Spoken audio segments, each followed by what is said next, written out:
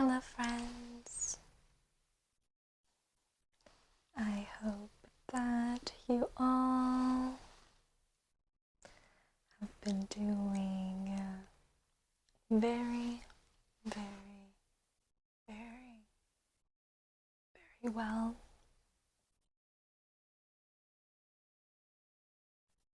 If you clicked on today's video, then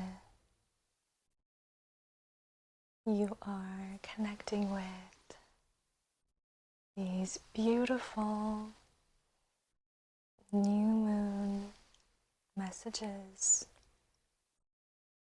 meant for you, to comfort you, and to guide you as we are in the last month of the year. But if you're watching this after then, that is completely okay still. We can trust in the magic and the spirit of this beautiful new moon in Sagittarius, that whatever you need to hear, it has found you at exactly the right time. We'll be starting out with the tarot, which I have here, and we'll look at the major energies coming through, as well as any necessary advice or guidance. And I also wanted to introduce this oracle deck, which I love, the Kantiki Oracle, an ecological, spiritual guide, and creative prompt deck. I'll read a little bit of the back. Kantiki is the song the earth sings. It's the spell it weaves, the enchantment it whispers, an invitation to deepen into ourselves, come home to our place within the living earth, and exist in right relationship with the natural world. Doesn't that sound beautiful? I encourage you to get comfortable. You want to lie down, seat yourself, grab a cozy blanket or friend to snuggle up with.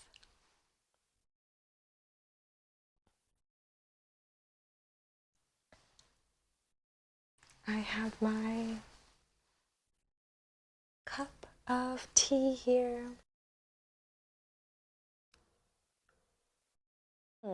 So we'll begin by asking if there's any specific guidance that the new moon is trying to bring us. What is the guidance that this new moon is trying to bring to us? The first card that we have coming out is the Fool. The Fool, followed by the Magician and the Page of Swords. And these three together are a very apparent story because we have the new moon in Sagittarius during Sagittarius season. There definitely is this type of feeling of expansion, of adventure, moving in an exploratory type of way, whether that is physically exploring, like traveling, or exploring within, internally, with ourselves or our dreams and our goals. The catch here, I think, that gives the energy a little bit of a twist is that we are, of course, in the winter time right now, and we are closing out the cycle of this calendar year, this 2024 year, and it doesn't exactly seem to be the right time to go after huge and brand new, fresh, hot off the press type dreams, type goals. The Fool reversed is actually, I think, in a very gentle energy that reminds us that exploration and the traveling of the self doesn't necessarily have to be a huge leap. It doesn't have to be a huge new journey that we're setting out upon.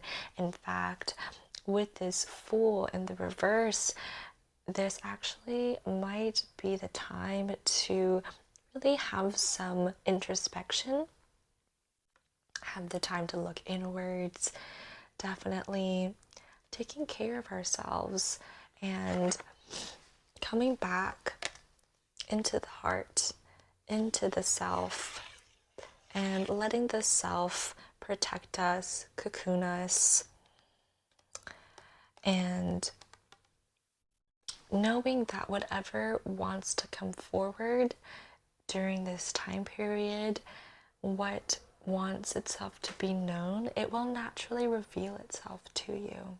It will naturally come to you without having to seek or explore or do a very drastic type of adventuring.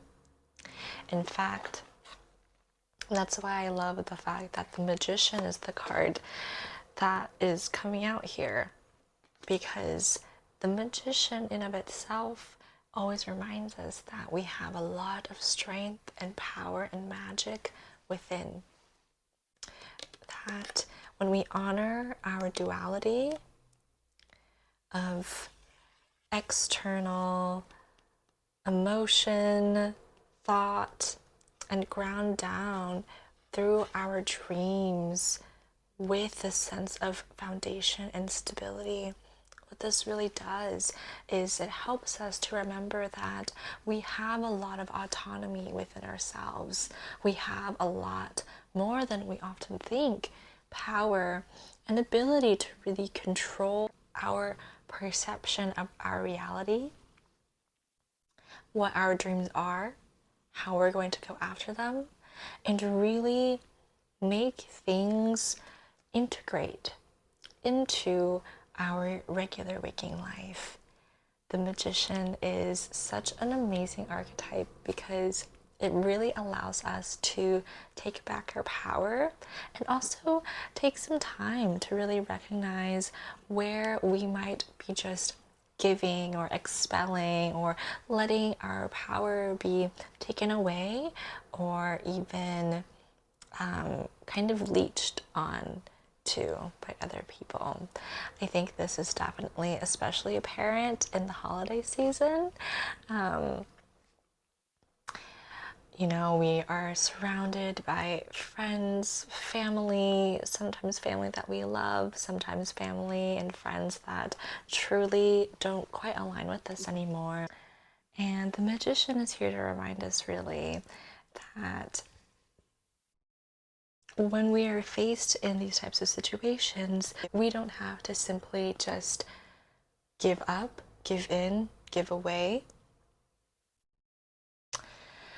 Having this new moon in Sag during Sag season, while also with this layer of wintering, this layer of hibernation almost, it gives me the sense that, you know, there's even in a way of reclamation here.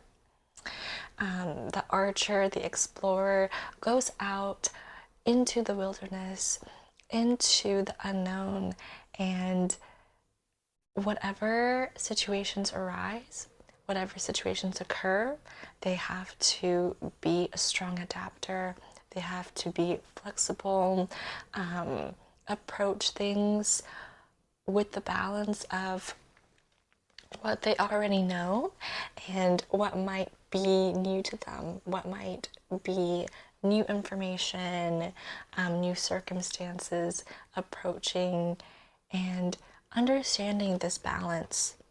But within all of the things that happen externally and internally, the magician and this explorer knows that in actuality, as long as we have a good, strong sense of groundedness, as long as we trust in the stability of our being, of our person, of our morals, of our belief systems, when we know that these morals and belief systems are here for good, they're here to let us be good in this world and extend that to other people as well, then in of itself, there is that type of knowing that they will never be lost, that they will always be okay, regardless of the circumstances, regardless of the external situations.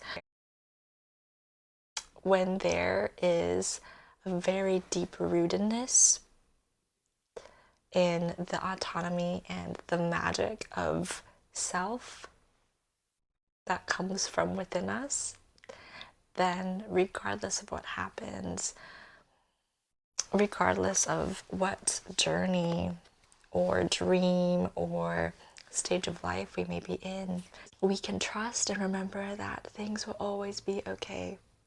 Things are always going to be all right. Things are always going to be manifesting the exact way that they should, and that we can hold trust and faith in ourselves and in the beauty of divine timing and the beauty of letting karma do what it's supposed to, which is simply flow, simply allow, not having to cling or push or pull within a circumstance, but just knowing, having this internal sense that there is a power here, that there is a beautiful autonomy that lies within you.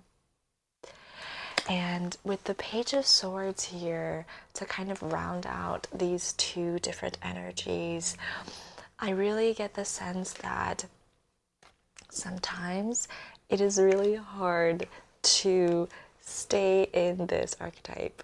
It is really difficult, of course, to, regardless of the circumstances, believe and know and trust that everything is going to be okay. It simply is really difficult because we are humans, we live in a society, and the Page of Swords is such a great reminder that we need to have a very strong ability to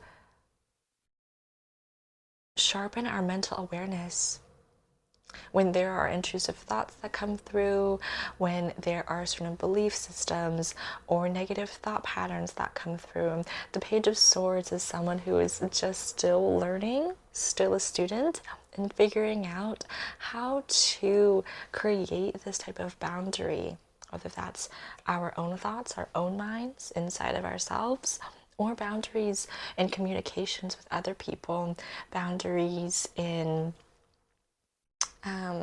what pathways, what ways that we let people speak to us,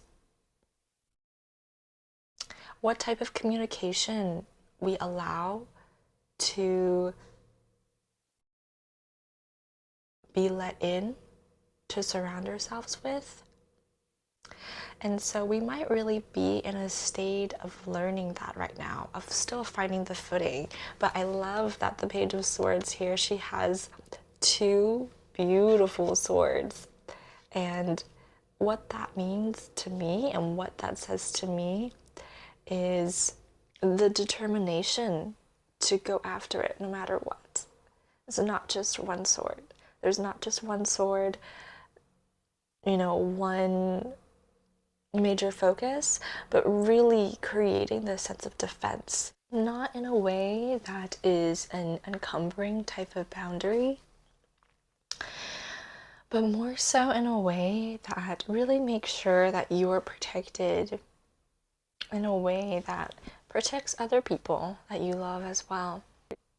In a way, the Page of Swords feels like a defender of correctness, of justice, where things might not feel logical or be logical. If a situation arises and there is a call to really right a line of thinking or really be able to redirect a type of negative energy, the Page of Swords, I think, is definitely an archetype and a call to recorrect that. The word that I'm hearing in my mind is calling out. So calling out or having accountability, or really in a way that is, first of all, safe, of course, but in a way that is tactful, in a way that shows both sympathy but also a firmness, to really make sure that there's a defining stance, that there is a type of protection that you have for yourself, like I said, but also extending the protection to other people when the time, place, situation is appropriate. The example that keeps coming to my mind is quite specific. I think because it's the holiday season, this is just what's coming to my mind. But the example in my brain is as if you are at a family holiday dinner or a holiday party. Maybe a family member of yours or a friend is trans and they are perhaps being misgendered or dead named or just treated really poorly.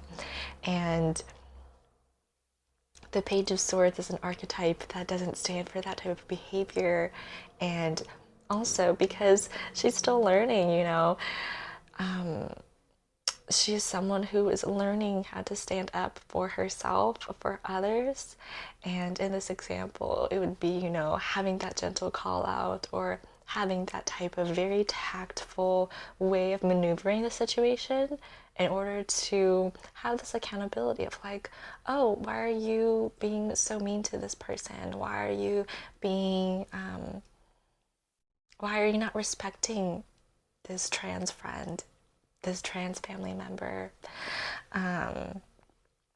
So I think if there is an opportunity for you to stand up for yourself, stand up for other people, again, in the time, place, situation that feels appropriate, this is definitely the message that this card in particular is bringing across, which is quite interesting.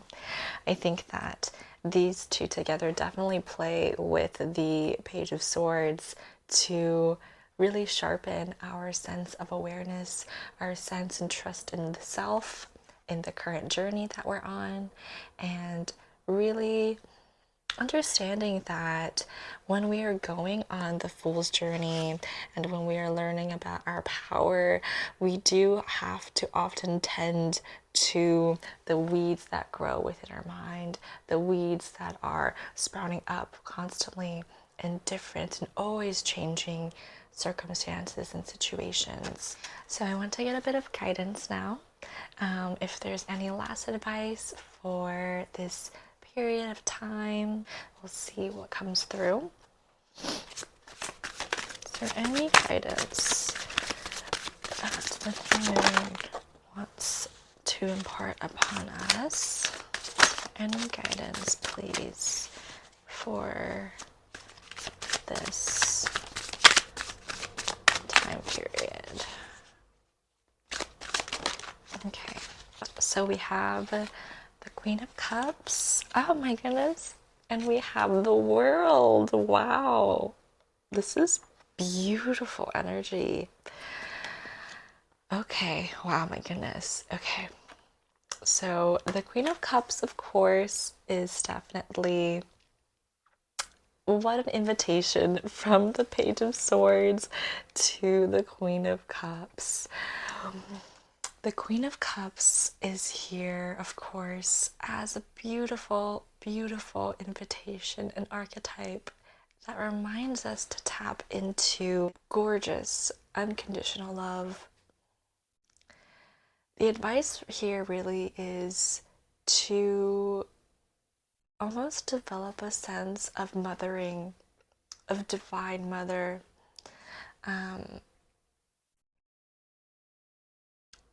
The Queen of Cups is a person who understands their emotions very well and also allows emotions and the beauty of them, the beauty of feeling, to really take a precedent in her role, her path, her life. She doesn't second guess. She doesn't question. In fact, I feel very strongly with this particular Queen of Cups coming out that there is a sense of like radical acceptance of whatever is coming up, whatever emotions want to be brought to the surface and need attention. The Queen of Cups tends to every single emotion and every single feeling that arises with a very strong sense of mothering, a very strong sense of divine protection, and a gentleness, a tenderness. You know, we see here that the sun is shining through, she's holding her cup very strongly, determinedly.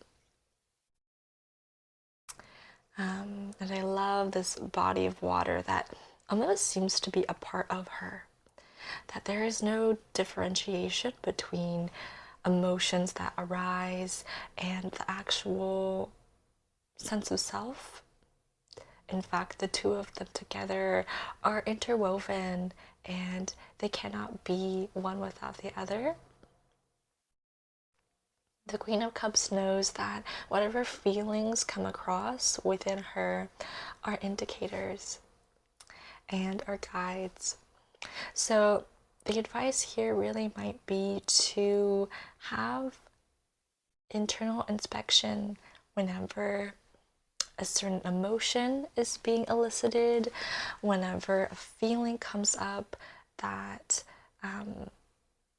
maybe it might even feel specifically uncomfortable, or a feeling that constantly keeps coming back and wants itself to be known.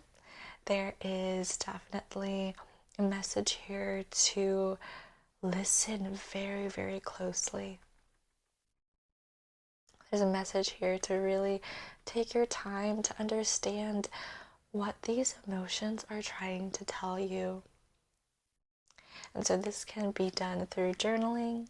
This can also be done through meditation. Having a sitting practice, I think, really helps to hone the senses and listen very closely to the body, what the body and what the feelings within the body are trying to impart upon you. This can also be done through being in nature, so taking long walks, trying to get into that kind of meditative state, taking long walks. I'm hearing taking a hot bath. So any type of situation or any type of way really that you prefer that allows you to kind of just sit and think and let the mind relax is really going to be helpful in analyzing and letting our emotions speak to us. There's even a sense here of, instead of trying to figure out, like instead of trying to mathematically or systematically break down your feelings bit by bit, instead of taking a logical, analytical approach from a external view, there might even be a practice of just really feeling into it, letting whatever feeling comes across just sit in the body and come through within the body. There's no need to overanalyze or to even nitpick. You don't need to rationalize or like cut up your feelings into little pieces to analyze them. A very specific word choice, I will say. That's not really necessary here. What's necessary here is to just allow, just practicing the acceptance of, this is what I'm feeling, this is how I'm feeling, okay. And then from there, once the feeling is really come across, really within the body, then naturally letting itself speak to you. Letting that intuition, the intuitive sense, guide you to understand what emotion is coming across and why, and what is the best way to either integrate or go about it. I'm also hearing the message that it doesn't have to be for a very long period of time. So especially in the context of the holidays and, you know, protecting your peace, having boundaries, even if you can get away for a couple of minutes, even if you can just take 5-10 minutes to have some silence, sit with yourself, even 1 minute. I'm hearing even just 1 minute, maybe 1 minute every hour, just to sit, take a few deep breaths. I think it will be very, very fruitful for you. And then we have the world. So with the world here, first of all, this is such a beautiful card. I love this little human.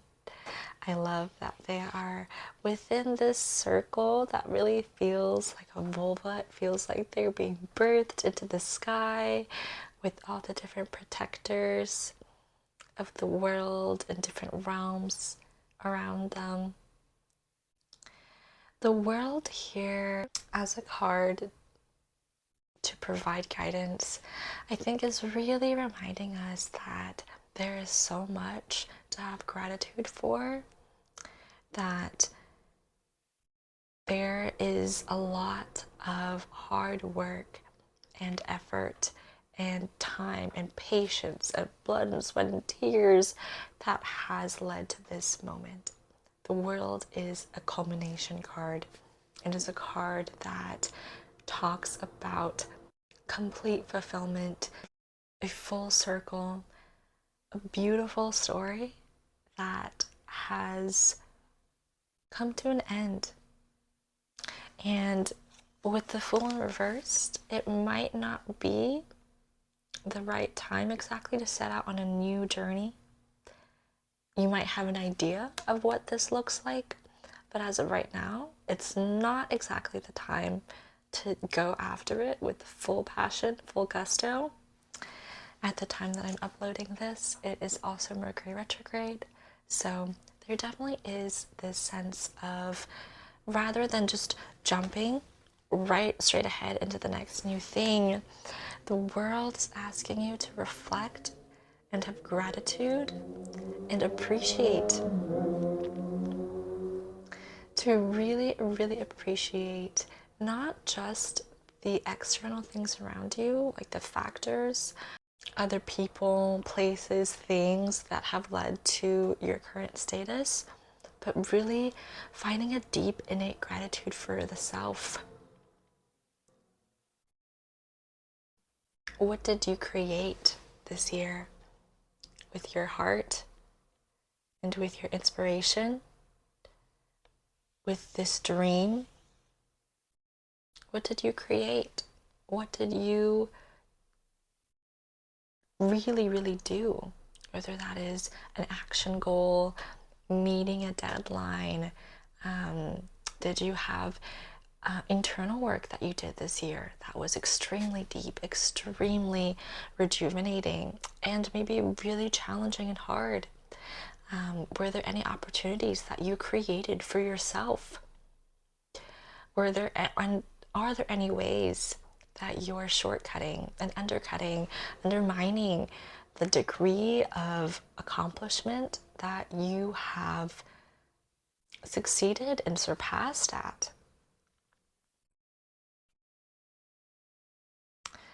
The archer, the adventurer archetype of Sagittarius season is telling you that even before there is a new journey to be set out upon, there is so much power and beauty in looking back at all of the other adventures that you have already overcome, that you have already been through to lead you to this very specific moment of now, of this reality. And really taking time to honor that, really taking the time to sit with the self and marinate and journal, reflect, talk about it with someone who maybe was on a similar or the same journey as you, and really think and affirm to yourself, like, wow, I did that. I created this.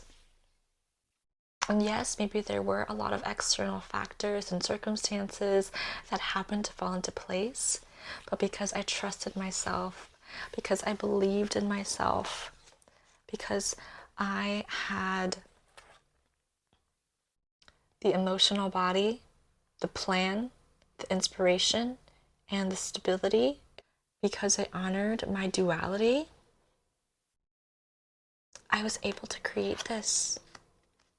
I was able to create the world, my world, this current world. And what a beautiful, splendid thing that is.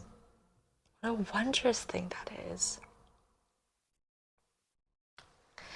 The example that's coming to my mind right now is very sweet. I am thinking about Maui from Moana, which I recently just saw. I saw it a few days ago for Thanksgiving. And the image in my mind is, Maui, he is a demigod. He is thousands of years old, has gone on so many adventures and been through so many different trials, tribulations, downtimes, uptimes, and he's just decorated with tattoos. And every tattoo that he has, it is a mark of celebration. It is a mark of honoring that adventurous sense. I just saw 113 on the camera timer. So really having just a moment to breathe and enjoy basking in this type of energy of what you've created. And maybe you might even want to actually get a tattoo. I don't know, that's kind of coming through as well. The same way that Maui honors every single one of his journeys and everything that he's overcome with a piece of beautiful art and imagery on the body to honor that, to really allow that integration into the self to occur. And I think this is a great energy, especially for the end of the year. Even if things might not have played out exactly the way that you want, or maybe even in this moment you might not be where you want to be or thought you might be, there is still a lot of gratitude, and there is still a lot of goodness that we can share in, that we can allow ourselves to feel. we're going to finish off with a card from the Kentucky Oracle. And this deck is so beautiful.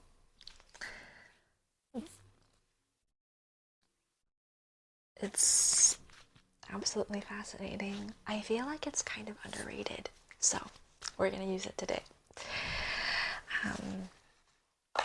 And we are going to ask if there's any last messages or guidance.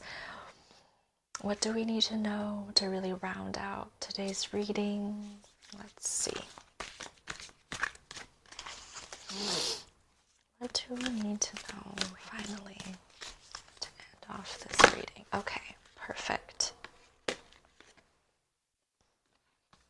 We have 39, a peach so ripe. So I have the guidebook here, and let's read number 39. We will read this passage, and you can focus on the image as I'm reading. And I just saw 555 on the camera timer. Crazy. Okay.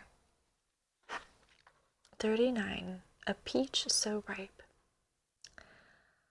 Long ago in the future, an old peach tree was given a year with the most perfectly dream-inducing frost, followed by deliciously long rains, and then a summer with sunshine so golden, warm, and thick it spread like honey over its leaves and seeped deep into the tree's core.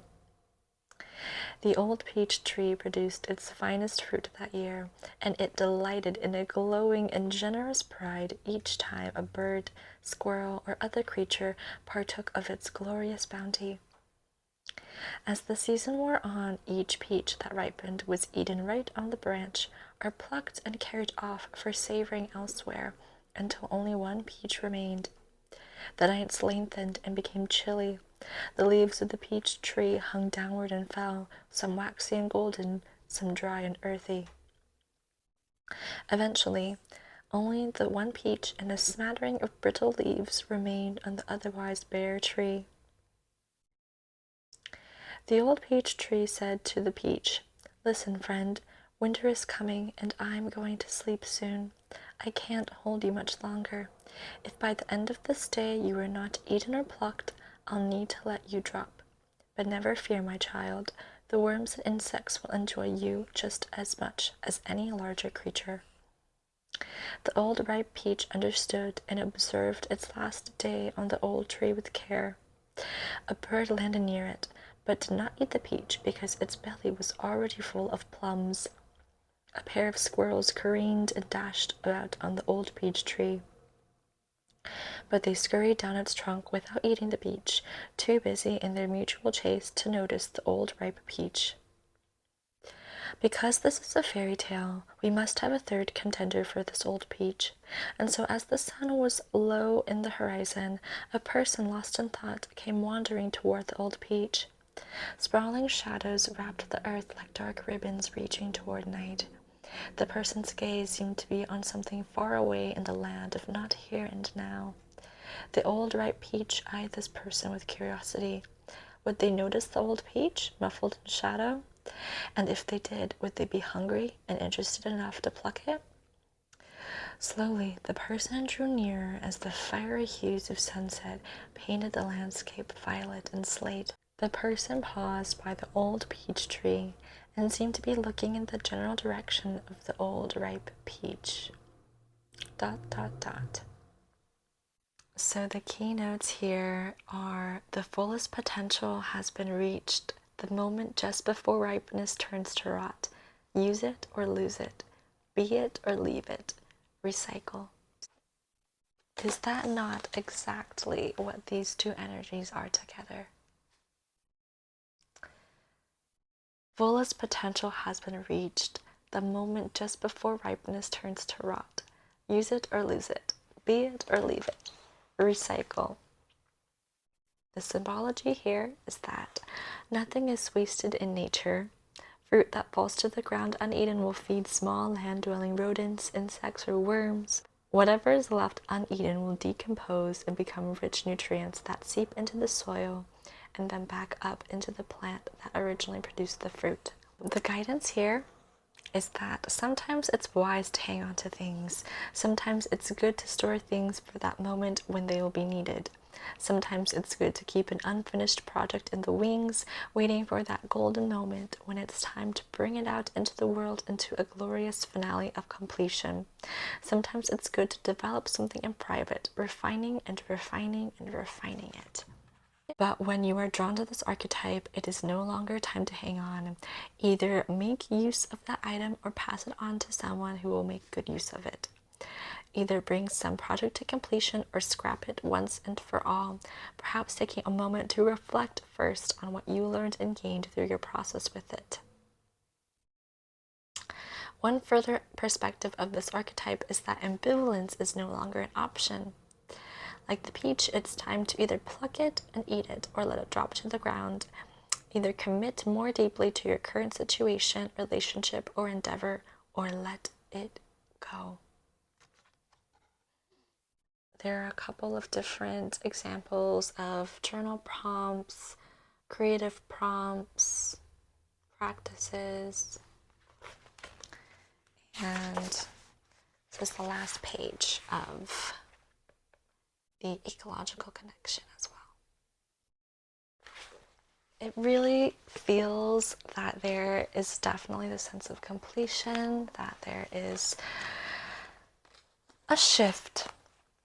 This period of time, it feels very much so like an in-between shifting period between now and future, but we're not quite in the future yet. We're still in this transmutative type state.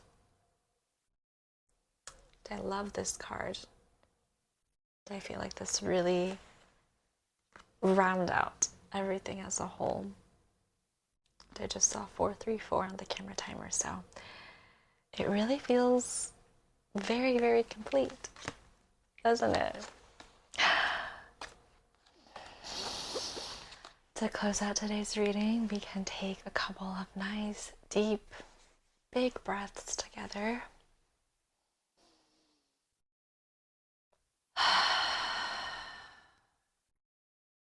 And inhale.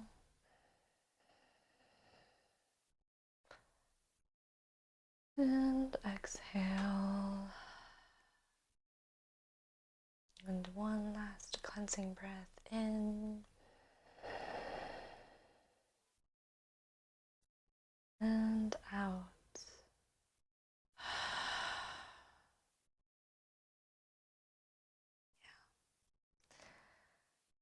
Oh, what a beautiful reading. Oh my goodness. I'm really excited for how all the energies are going to come up and for how things are going to keep shifting in the future. If this resonated with you, definitely please leave me a comment and let me know. And if you enjoy this type of reading, please, you can like this video to let me know. Subscribe if you want to see similar videos in the future. Thank you so much for letting me read for you. I have so many fun reading ideas in the future that are coming up, so please stay tuned, and I hope you enjoy. Thank you for being here, and I will see you all